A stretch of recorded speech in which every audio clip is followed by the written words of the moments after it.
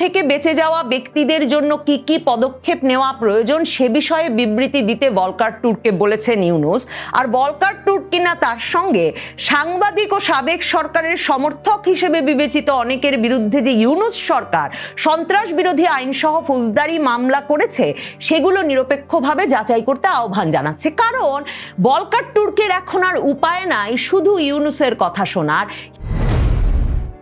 মানবতা বিরোধী অপরাধের দায়ে আন্তর্জাতিক অপরাধ ট্রাইব্যুনাল 25 জন সেনা কর্মকর্তার বিরুদ্ধে গ্রেফতারি পরোয়ানা জারির পর 15 জন সেনা কর্মকর্তাকে হেফাজতে নিয়েছে বটে সেনাবাহিনী, কিন্তু সেই সেনা কর্মকর্তাদেরকে এক সপ্তাহেরও বেশি সময় পরেও আদালতের কাছে অর্থাৎ বেসামরিক আদালতের কাছে সমর্পণ না করার ফলে সচেতন ব্যক্তিবর্গের বুঝতে অসুবিধা হচ্ছে না, মানে আকেলমন্দকে নিয়ে বুঝতে অসুবিধা হচ্ছে না যে সেনাবাহিনী এবং ইউনূস সরকার এদের মধ্যে সম্পর্কটার মধ্যে এখন একটা বিস্ফোরণ ঘটা সময়ের ব্যাপার মাত্র। মানে একটা বিরাট ঝড়, যে ঝড়ের ধাক্কা আপনার আমার সবার গায়ে এসে লাগবে, সে ঝড়ের আগে একটা ভীষণ গুমট শান্ত পরিস্থিতি বিরাজ করছে।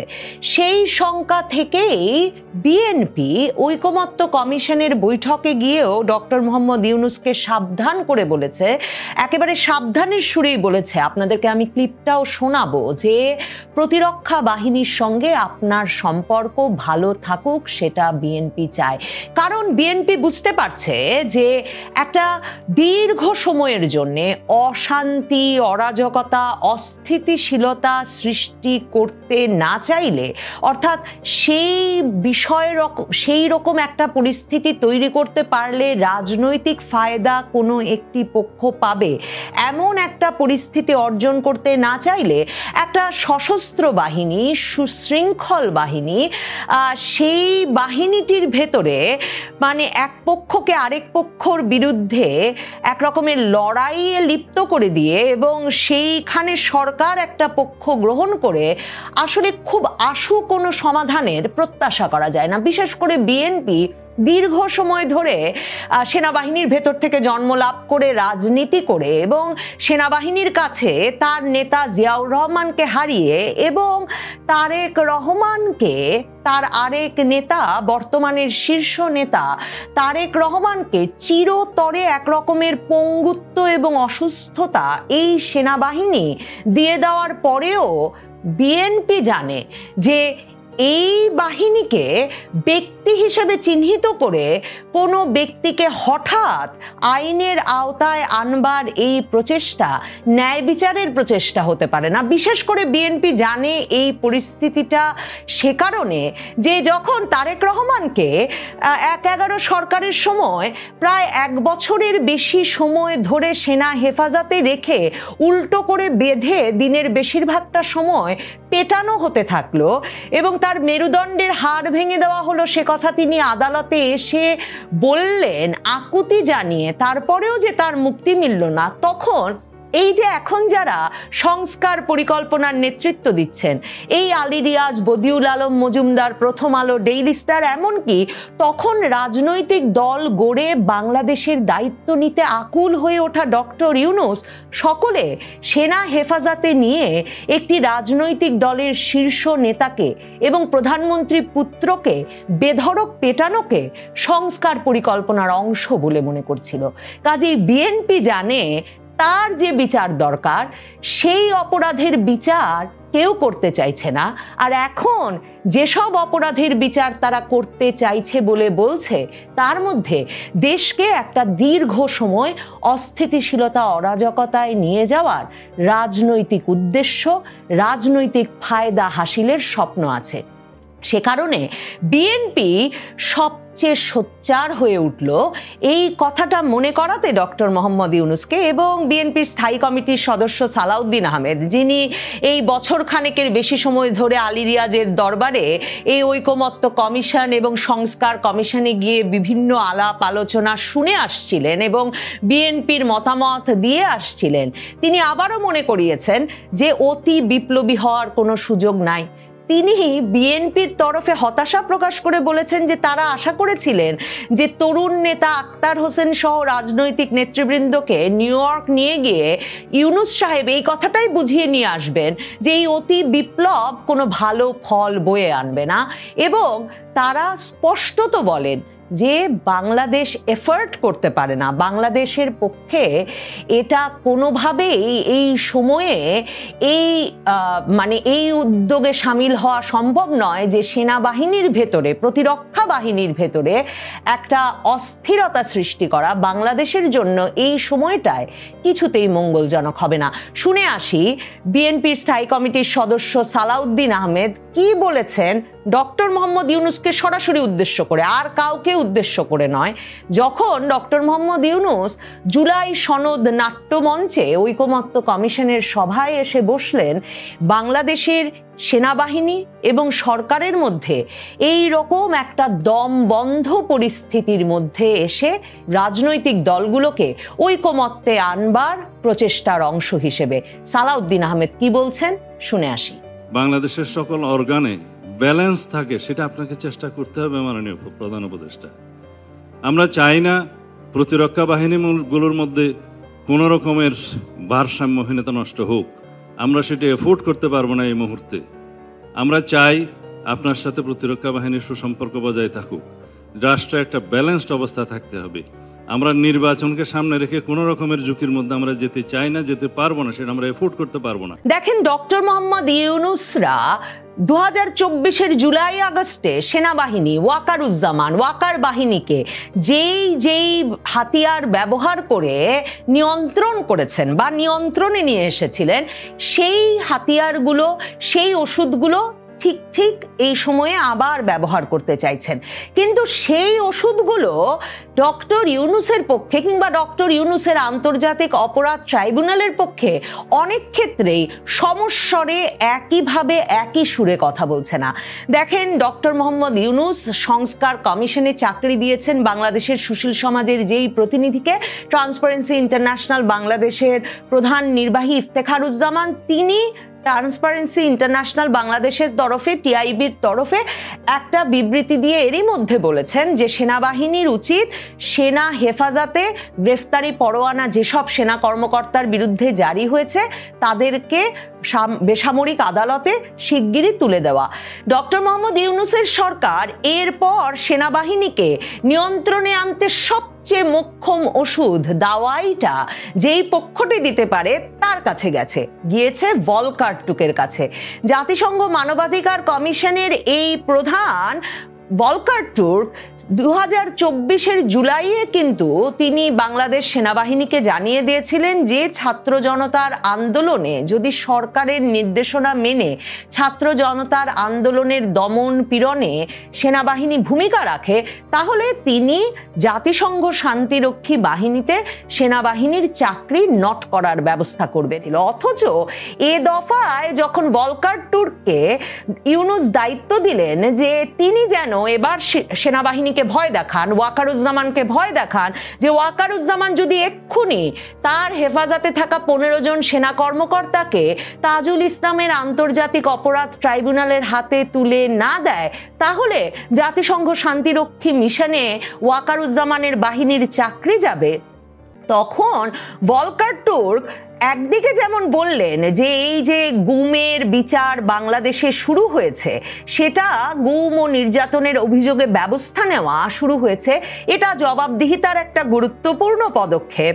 যেমন তিনি বললেন যে এই বিষয়টি সুষ্ঠু ও স্বচ্ছ ফৌজদারি কার্যক্রমের জন্য এসব কর্মকর্তাকে দ্রুত উপযুক্ত বেসামরিক আদালতে হাজির করা জরুরি।